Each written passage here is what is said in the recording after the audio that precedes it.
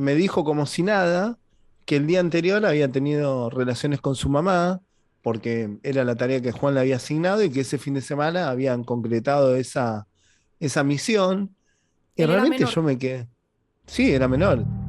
La historia que os voy a contar hoy y el aprendizaje que vamos a sacar al final del vídeo va a ser duro, pero os prometo que merecerá la pena. Lo que parecía una escuela de yoga que podía salvar una dolencia de su madre se convirtió en su peor pesadilla, que todavía le persigue hasta ahora. Corría el año 86 cuando una organización llamada Escuela de Yoga de Buenos Aires, cuyo líder se llamaba Juan Perkovich, que va a ser uno de los protagonistas de nuestra historia, quedaos bien con su cara, conoció a Pablo Gastón Salum, que por aquel momento solo tenía 8 años, y a su familia. Al principio podías pensar que era un poco raro porque ya había jerarquías, como vemos en esta imagen de una entrevista, pero era como una escuela de filosofía y yoga en la que los participantes hacían tareas como leer libros, arte, estudiar filosofía para ascender en esa jerarquía. Pero con los años ese pequeño grupo del que ya formaba parte la familia de Pablo se volvió muy popular y ahí es cuando empezaron los acontecimientos turbios. Juan Perkovich, el líder, empezó a decir que había recibido señales de los ángeles y que él era un mismo ángel cuya función en la tierra, cuya misión era captar otros 1000 ángeles. Y aquí todo se empezó a desmoronar. Las tareas pasaron de ser artísticas a empezar a ser castigos físicos, mentales y sexuales. Y todo con niños delante. La organización se empezó a infiltrar en las esferas de poder y lo que hacían era invitar a una de estas fiestas multitudinarias a jueces, políticos, ministros, empresarios, gentes de poder, a las chavalas y chavales jóvenes que tenían ahí, les hacían hacerles favores sexuales y luego les tenían, digamos sutilmente, agarrados. A los 10, 12 años eran cuando los niños eran obligados a realizar sus primeras experiencias sexuales como tarea para su formación superior. Siempre era con adultos y muchas veces con miembros de su propia familia. Después, cuando veamos la entrevista completa con Pablo, os contará su experiencia en primera persona y os aseguro que es terrorífico. Pablo relata que fueron unos años de infierno, de constante humillación, tortura. Él y toda su familia estaban completamente esclavizados. Los bienes, el dinero, sus relaciones sociales, todo giraba en torno a la organización y a su líder, hasta que un día, a los 14 años, él decidió huir. Hubo un hecho que ahora os contará él mismo, que le hizo no poder soportarlo más. Desde entonces han pasado casi 30 años de lucha constante por recuperar a su familia, donde a primera vista lo lógico sería que cuando un chaval relata y tiene pruebas de los horrores que ha sufrido, esas personas estén en la cárcel, y de hecho así fue durante un tiempo. Estos son periódicos, medios de la época, estáis viendo las noticias. ¿Cómo es posible que esa gente siga hoy en día por la calle? ¿Cómo es posible que todo haya quedado impune? Surgen nombres del gobierno de Argentina, un premio Nobel de la Paz, incluso Bill Clinton. ¿Qué tiene que ver Bill Clinton en todo esto? Esto parece una conspiración, pero no lo es. Recordad que lo de Jeffrey Epstein también parecía una conspiración y luego era verdad. Así que sin más dilación, vamos a dar paso a la entrevista que tuve el otro día en Twitch. La voy a poner resumida lo máximo que pueda, para que todos los puntos queden más o menos explicados. Igualmente en el canal secundario, para quien la quiera ver directamente entera, os dejo el link en la descripción y os dejo también todas las redes sociales de Pablo, que lleva luchando muchos años por crear una ley antisectas. Ahora nos lo contará mejor, así que os invito a que conozcáis mejor su lucha siguiéndolo por todos los lados. También me gustaría que pensaseis estos grupos coercitivos, ahora cuando hablemos, ¿no?, de cómo te quitan la identidad, te crean una nueva, te hacen totalmente dependiente de la organización y su líder. Si os recuerda algo, si tenéis familiares o conocidos que puedan estar metidos en algo parecido, pensad que hay escalas, no todo tiene que ser tan grave, y por eso es uno de los motivos que muestro esto en el canal. Y precisamente en este canal ya hemos hablado y hablaremos aún más de algunos de estos grupos coercitivos. Sin más dilación, os presento a Pablo Salum y a su increíble valentía de contar su historia. Y él decía que era un ángel que había bajado a la tierra para crear otros 1000 ángeles que iban a salvar la tierra. Así. Entonces, Pero todo esto para desde el llegar... principio, o sea, desde el principio se llamaba Escuela de Yoga de Buenos Aires, ¿no? Fundación, eso era el nombre desde el principio, el nombre oficial de Es Puertas que, para... es que en realidad nosotros fuimos los primeros en ingresar. O sea, se fue moldeando toda la estructura a nivel que fue pasando el tiempo. O sea, con nosotros ya Cuando hay dices allí nosotros dentro. es tu madre, Mi tus... mamá, yo... No, mi mamá y yo éramos al comienzo. Ajá, A los meses los incorporó a mis hermanos, porque claramente todas las víctimas terminan siendo victimarios porque reclutan todo a su alrededor. ¿Por qué? claro. Porque claro, el tipo nos dijo que él era el líder, que él era un ángel, que había venido con esa misión a la Tierra y que todos los que no estaban dentro del grupo les iba a ir mal. Entonces, claro, todos captaban y todos querían llevar a sus seres queridos porque querían que asciendan, que crezcan, que evolucionen. Para todo esto, bueno, el tipo ya había diagramado una estructura en la cual iba del número 4 al número 7, y era una estructura jerárquica piramidal, donde estaba él solo como número 7, 7 representaba al ángel. Claro, exacto, identificaba al ángel. Uno llegaba, después de transitar un montón de camino, siguiendo las tareas que te asignaba. Entonces, esas tareas de comenzar siendo de leer libros, ver algunas películas, hacer dibujos, pasaron a tener la misión de reclutar a 1000 personas. Entonces todos andábamos como locos por la vida tratando de reclutar gente porque teníamos que cumplir la misión que nos daba Juan. Hay que ver Juan eso, se llama el líder. Me parece un poco Herbalife, o sea, así claro, sacándole de su tal, es como una especie de estafa piramidal en que necesitas soldados que recluten a otros soldados para al final ir, ¿no? La rueda que se vaya siendo autosuficiente, y al final los de la cúpula son los que se llevan todo el pastel, ¿no? Es que la realidad, todas las organizaciones coercitivas tienen una estructura jerárquica, en su mayoría. Son muy pequeños los grupos que no tienen una estructura exclusivamente diseñada, pero sí, dentro del grupo hay roles donde cada alumno tiene mayor jerarquía. Aunque no esté escrito, siempre hay alguno que tiene más jerarquía que otro, porque claramente el líder, es esa la manera que tiene el líder de poner blanco sobre negro y decir, mirá, este hizo las cosas bien y ascendió. Vos estás haciendo las cosas mal. Entonces, los alumnos, las víctimas, se pelean por lograr la satisfacción del líder y la caricia del líder en decir, yo estoy haciendo todo lo que vos me decís. O sea, todos se pelean entre sí para llegar arriba. Porque entonces, ¿qué beneficio era estar arriba, aparte de tener el beneplácito del líder? No, en esta estructura en general, y en general suele ser evolucionar, ser una mejor persona, ser una persona abundante, desarrollarte. Esto lo puedes aplicar a las organizaciones coercitivas de índole comercial, como Newskin, Herbalife, todo lo que son comerciales. Ahora hay mucho tema con las criptomonedas, escuelas de coaching, trading, que lo dibuja como trading, pero es otra cosa. Entonces, siempre la meta que te ofrecen es ser mejor, curar tus enfermedades, tener abundancia económica, ser un líder, y la realidad que terminan dándote todo lo contrario. Bueno, básicamente, en pocos tiempos, esas pruebas, esas tareas que asignaba Juan, se transformaron en tareas horribles. O sea, una vez que ya la gente pasaba un número al 4, por ejemplo, donde ya estaban totalmente captados, ahí se comenzó a implementar lo que se llamaba el chakra sexual, el chakra de oro también, y asociaba el tema de sexual con experimentar, con la sexualidad, donde el tipo le decía que tenían que hacer tareas sexuales, le decía, vos tenés que hacer tareas sexuales con él, con ella. Bueno, o sea, una tarea sexual era intercambios sexuales, ¿no? O sea, tener sexo de distintas maneras. Pero, exacto. Bueno, claro, ahora entraremos luego en esto, pero ¿entre adultos en principio o ya de primeras?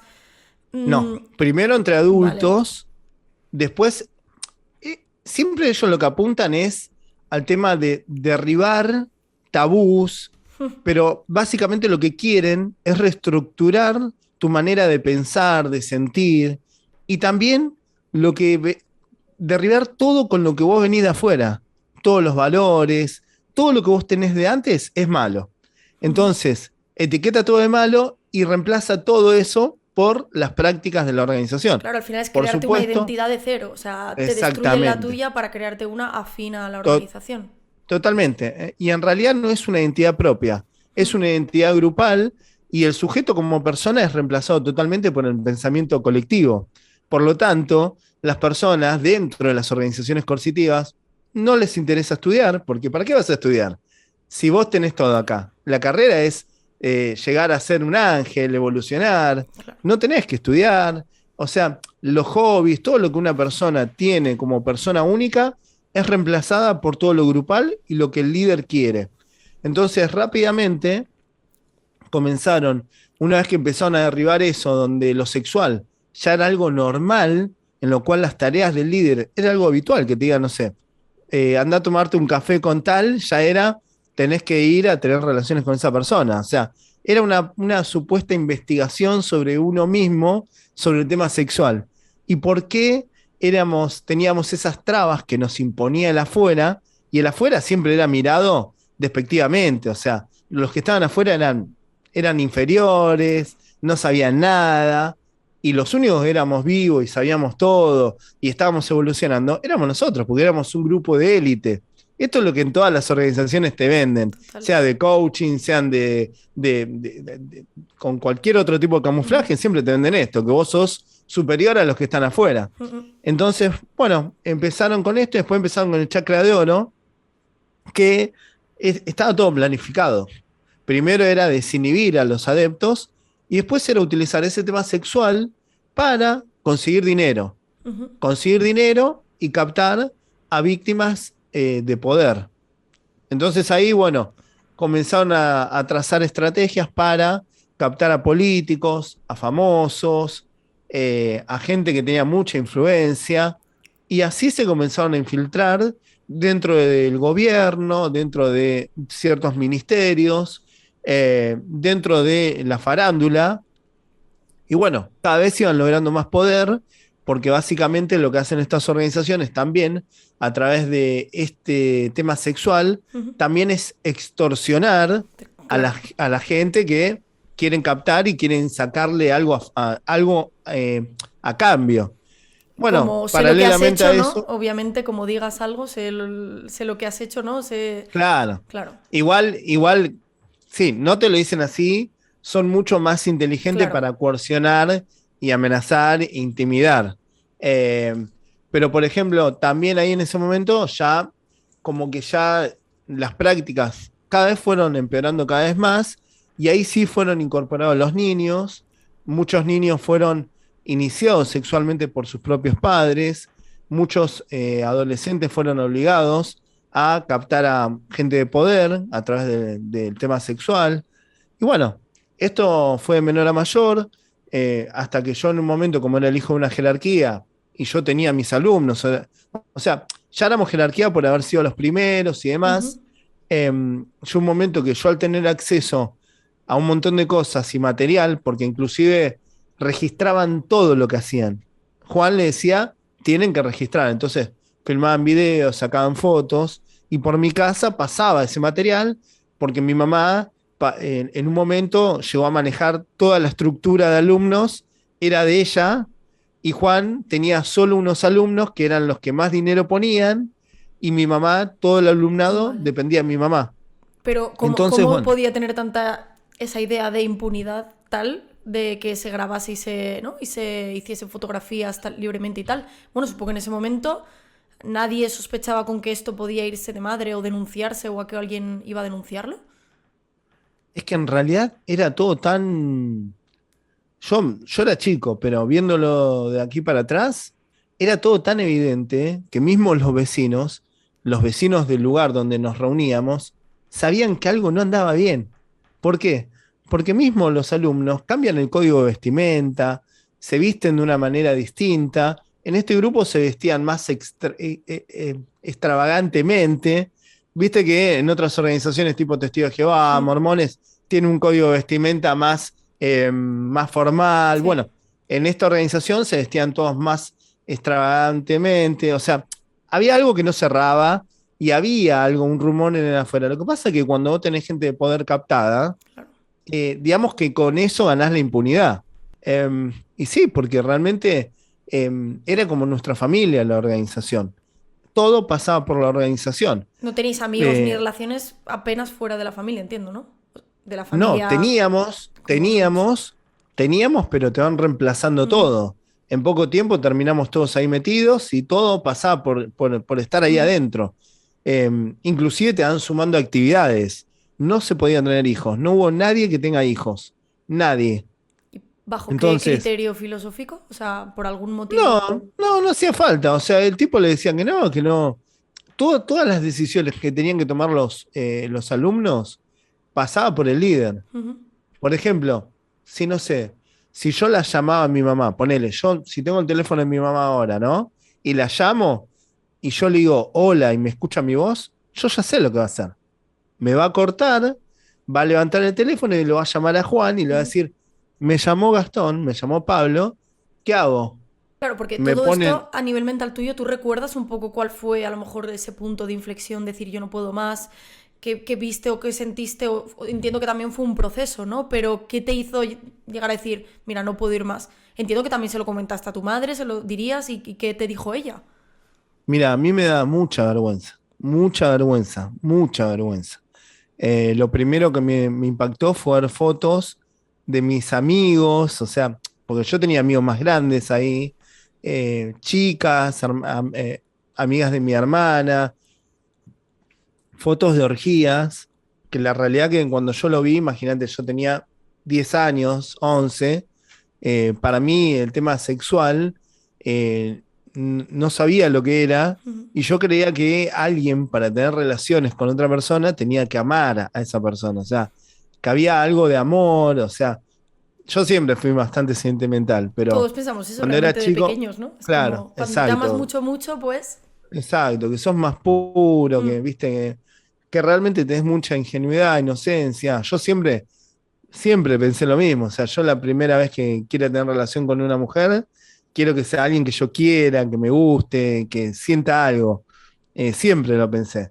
Bueno, dentro de esta organización, cuando vi esas fotos, eh, se me vino el mundo abajo, pero más se me vino abajo cuando uno de mis amigos, en el cual yo iba habitualmente a su casa y me quedaba a dormir y demás, me dijo como si nada que el día anterior había tenido relaciones con su mamá, porque era la tarea que Juan le había asignado y que ese fin de semana habían concretado esa misión.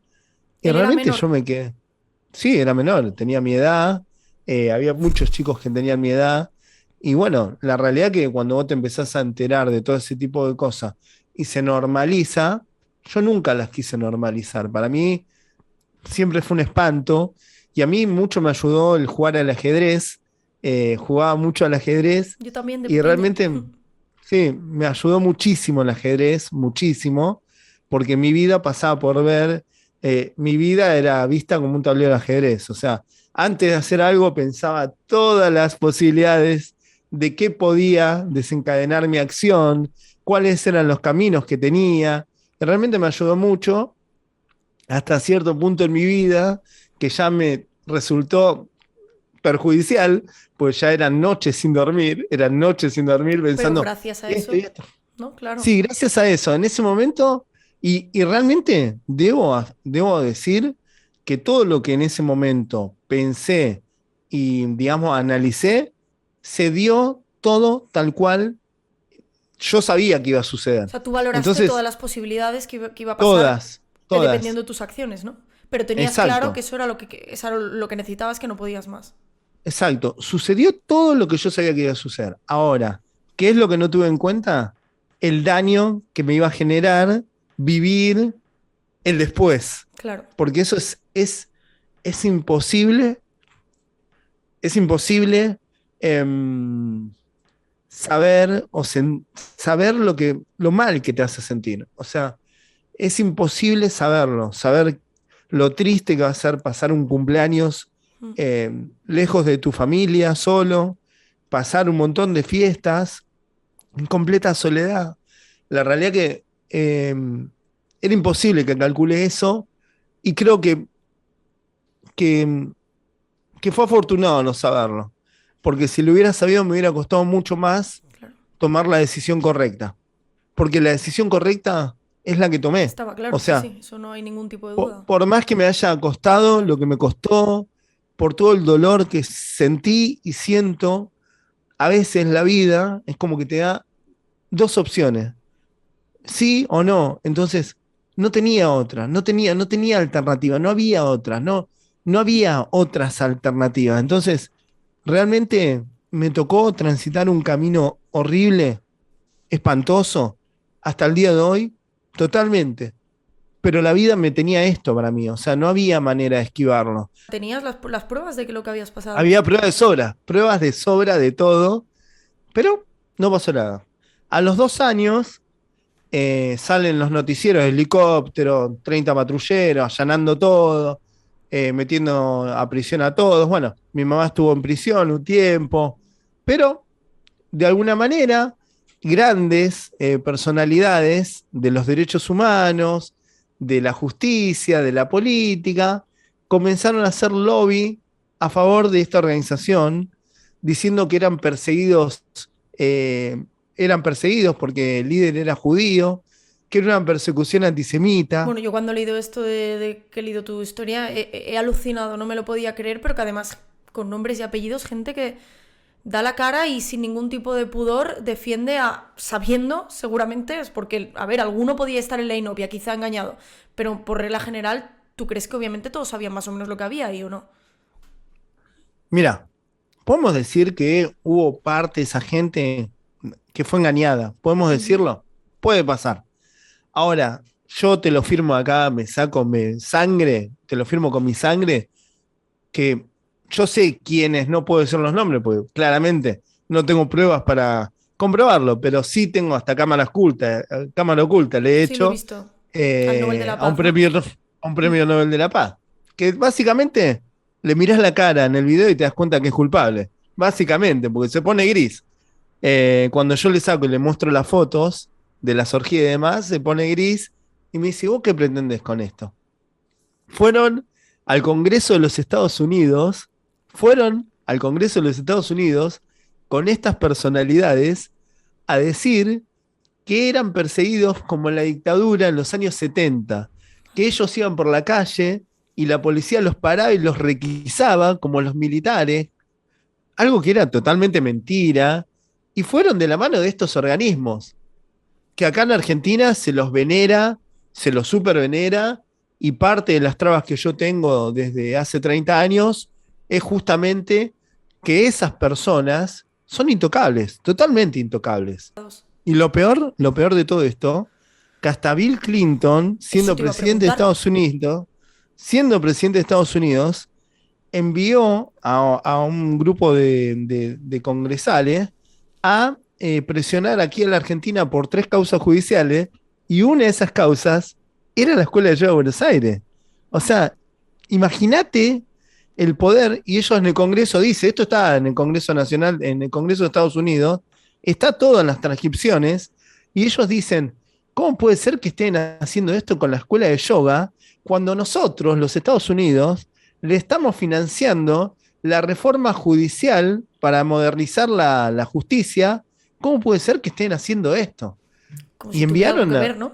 Bueno, la cuestión es que me llaman a declarar. Yo en ese momento me había echado mi papá de mi casa porque la mujer no quería que tenga relación con su familia anterior, le hacía la vida imposible, hasta que le gana y bueno, mi viejo me termina echando de mi casa y yo me voy a vivir a un local que él tenía, a un local de videojuegos, donde vi un año ahí adentro, me dejaban encerrado, dormía arriba de una mesa de pool, una mesa de billar, a la noche cerraba el local y me quedaba durmiendo arriba de la mesa de pool. Estaba totalmente abandonado, acá, del otro lado. Me viene a buscar mi hermana, me lleva a Capital, Y que había un día trampa, ¿no? antes de, y claro, un día antes de declarar. Claro. Eh, y al otro día me llevan a una reunión enfrente de tribunales, a 20 metros de la puerta de tribunales, había un café y la llevan a mi mamá, viene el líder, Juan, con los abogados de la secta, o sea, de la organización coercitiva. Mi mamá no me saluda, nada, o sea, es como que, ¿viste cuando ves las películas y ves Sí. que te llevan a una persona secuestrada y está amordazada? Bueno, nada, mi mamá ni siquiera me dirigía la mirada. Y bueno, el líder siempre supuestamente carismático, qué lindo volverte a ver, me dice, un delirio, como si nada hubiera pasado. Bueno, mirá, esto es fácil, me dice. Si vos querés volver a ver a tu mamá, tenés que declarar a favor nuestro. Bueno, la cuestión es que le dice a mi mamá, andá a dar una vuelta a la manzana con Gastón. A mí mi mamá me decía Gastón. Me lleva a dar una vuelta a la manzana mi mamá, como si fuera un perrito, ¿Los dos solos y ahí en ese momento? solos, Vale. sí. pero mi mamá, cero demostración de afecto, de cariño. O sea, Un robot. era una vuelta a la manzana como si fuera llevando un perro que no, nada. Bueno, voy a declarar, no miento en la declaración, pero no cuento nada. O sea, obvio todo lo malo. Cuento que leíamos libros, que se hacían tarea de esto. A todo esto, ya el secretario del juez, cuando me vio entrar con los abogados de la organización, ya se dio sabía. cuenta, no me presionaron, no intentaron. En ese momento no había acá una GS, no había nada, porque ahora, si sos menor de edad, te tienen que hacer una cámara especial, porque sos menor de edad. En ese momento no había nada, fui yo solo, bueno, con los abogados de la organización. El tipo ni se gastó en presionarme, pues se dio cuenta que ya me había llevado la organización. Bueno, salgo a declarar, el abogado con las copias de mi declaración, estaban esperando, ¿no?, en la misma mesa del bar, una mesa grande, y el líder le dice, ¿y cómo fue? Bien, bien, salió todo bien. A ver, se pone a leer, ¿no? Termina de leer, muy bien, ahora sí, bienvenido. Grace, le dice a mi mamá, Graciela se llama. Y ahí mi mamá se pone a llorar, mal, me abraza, o sea, desconsolada. Se había estado conteniendo todo ese rato. Sí, porque seguramente no se quería ilusionar Claro. de volver a recuperarme. Y bueno, mi mamá se puso a llorar muy mal, me abrazó, pero hasta el día de hoy recuerdo ese abrazo, o sea, fue un abrazo precioso, o sea. Y bueno, mi mamá me dijo que ya quería que me vaya con ella de vuelta. Entonces nosotros hablamos de líderes unipersonales, grupos u organizaciones coercitivas.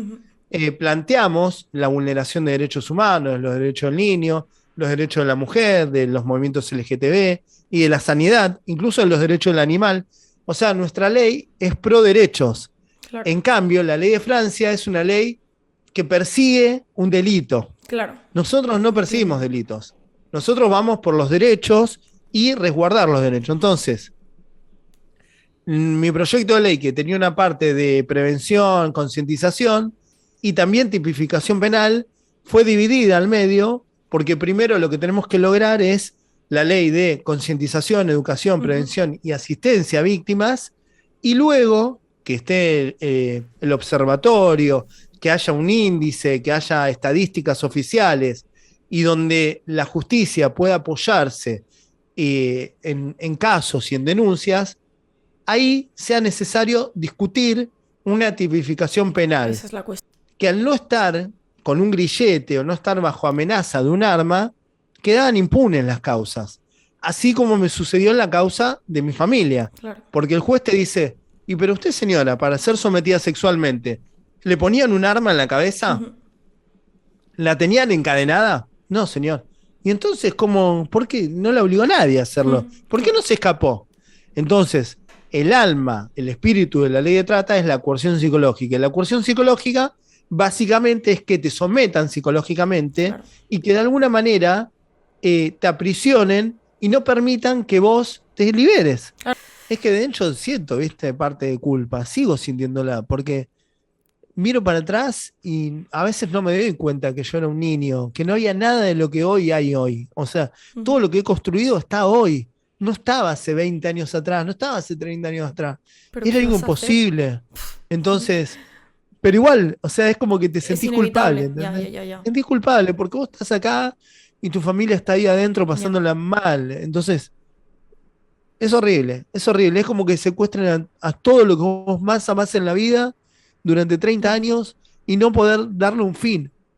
Porque si vos me decís, che, se murió, listo, se murió, lo enterré, te quedás con los buenos recuerdos, pero yo no puedo cerrar esa historia. Es vivir con la incertidumbre, ¿no? Y la duda constante de cómo estará. Con la incertidumbre, con saber que vas a cumplir años y a veces perder de dónde viniste, perder que, o sea, el abrazo de tu papá, el abrazo de tu mamá, claro, el abrazo de tu mamá no tiene comparación con el abrazo de nadie, de nadie, de nadie, de nadie.